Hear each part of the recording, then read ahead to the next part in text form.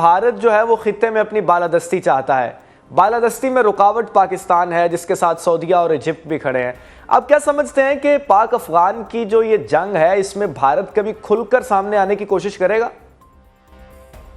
کھل کے سامنے آنے کی کیا بات ہے؟ دیکھیے کھل کے تو سامنے آ گئے۔ کل آپ نے نیتن یاہو کی اور نریندر مودی کی کینسٹ میں جو انہوں نے اسپیچ کی ہے وہ نہیں سنی۔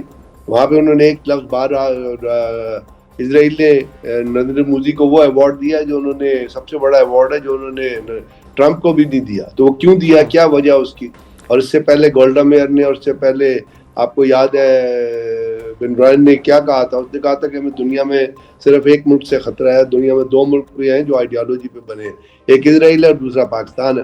تو ہمیں پاکستان سے خطرہ ہے اور ہم بھارت کو بھی کہیں گے کہ آپ کو دنیا میں اگر کسی ملک سے خطرہ ہے تو وہ پاکستان ہے۔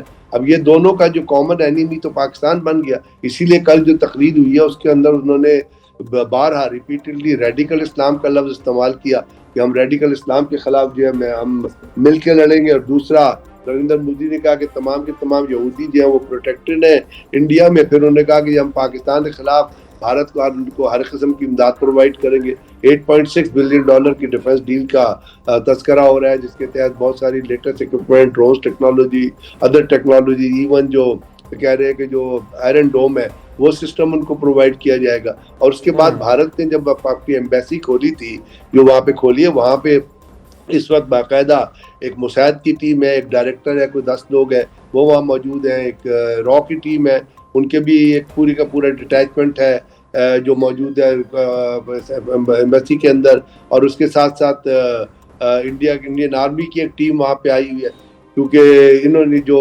بلوچستان کے اندر جتنا آپریشن ہوا تھا وہ سارے کا سارا اس کے اندر ملٹری ایلیمنٹ تھا جس سے اس کو پلان کیا تھا۔ تو انڈیا تو کھل کے سامنے آ گیا۔ جب اے پی ایس پہ حملہ ہوا تھا اس وقت جو اے پی ایس پہ جو حملہ لوگ کر رہے تھے وہ جس چیز سے شخص سے بات کر رہے تھے، انڈین ایمبیسی میں کیا نام تھا اس کا، سی انگارے کا ریلیشن کس سے تھا؟ اجیت کمار ڈیول سے تھا، اور وہ اسی وقت سامنے آ گیا تھا۔ اگر آج بھی ہم سوچیں کہ بھارت کھل کے کب سامنے آئے گا تو یہ تو پھر بڑی اپسیٹ سی بات ہوگی نا۔ بھارت نے تو اپنی انٹینشن کلیئر کر دی ہے۔ نہیں سر، میں اس طرح کھل کر سامنے آنے کی بات کر رہا ہوں کہ باقاعدہ افغانستان کے ساتھ مل کر جنگ کا اعلان کرنا، ہم نے پہلے بھی ان کو سکھایا ہے کہ جنگ جو ہے وہ ہمارے ساتھ نہیں لڑی جا سکتی۔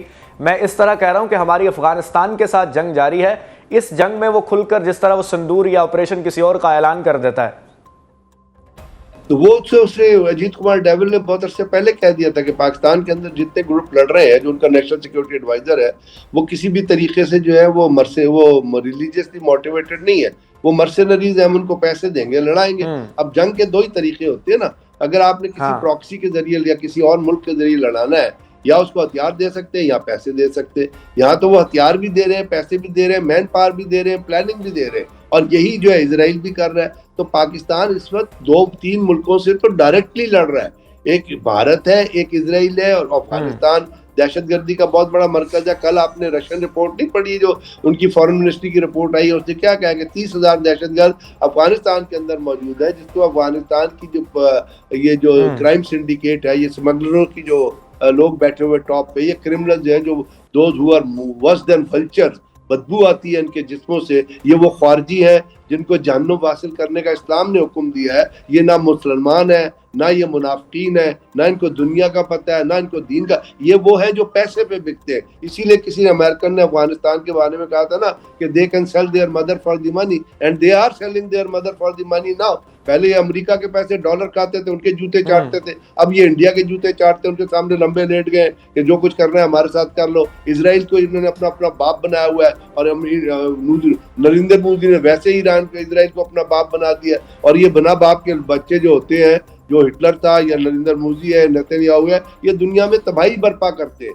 تو ہر چیز اب پاکستان کے لیے کھل کے it has become on a clean it has become on a slate کہ کون کون سے ملک ہیں، وہ کیا کیا کام کر رہے ہیں، کیا کیا ہتھیار استعمال۔ اب امریکہ جو $10 بلین کے ہتھیار چھوڑ کے گیا تھا افغانستان کے اندر، آپ مجھے بتائیے وہ کیوں چھوڑ گیا؟ امریکہ اتنا بے وقوف ہے، ان کی ڈیپ اسٹیٹ اتنی بے وقوف ہے۔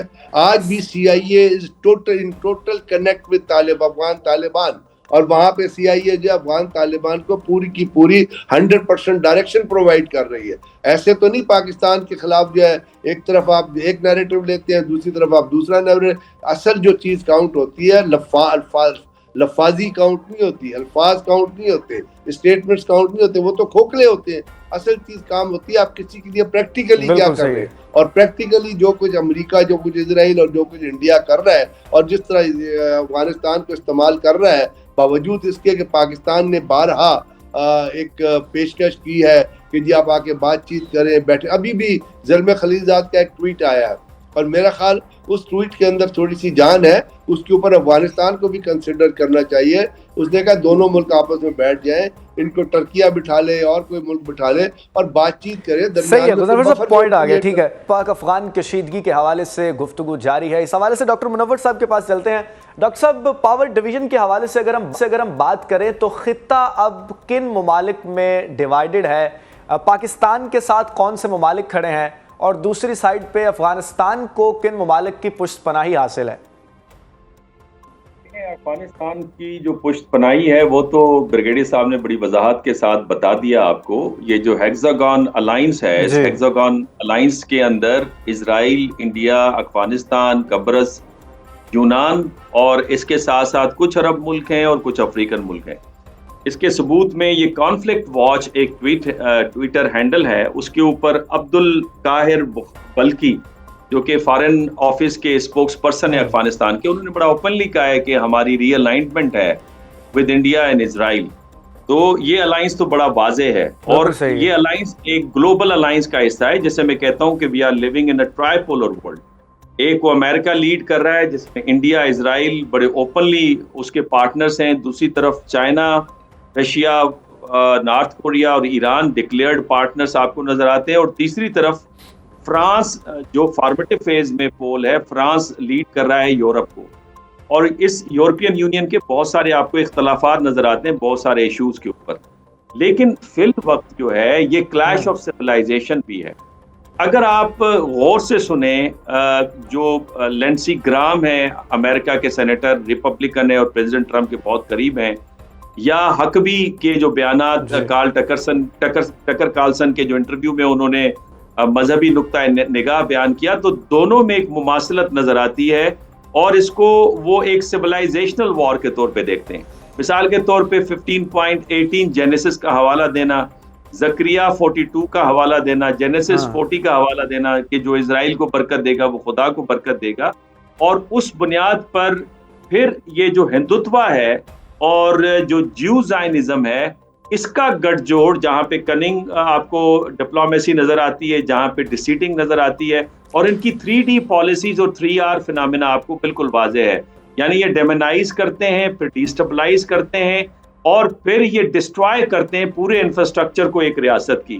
اور پھر ان کی جو پالیسیز ہیں وہ ری ایکٹیو بھی ہیں, ریپلسو بھی ہیں, جو عقل سے آ رہی ہیں, اور پھر ریپریسو بھی ہیں. یہ جہاں جاتے ہیں وہاں پہ ان کا ریپریشن بھی نظر آتا ہے.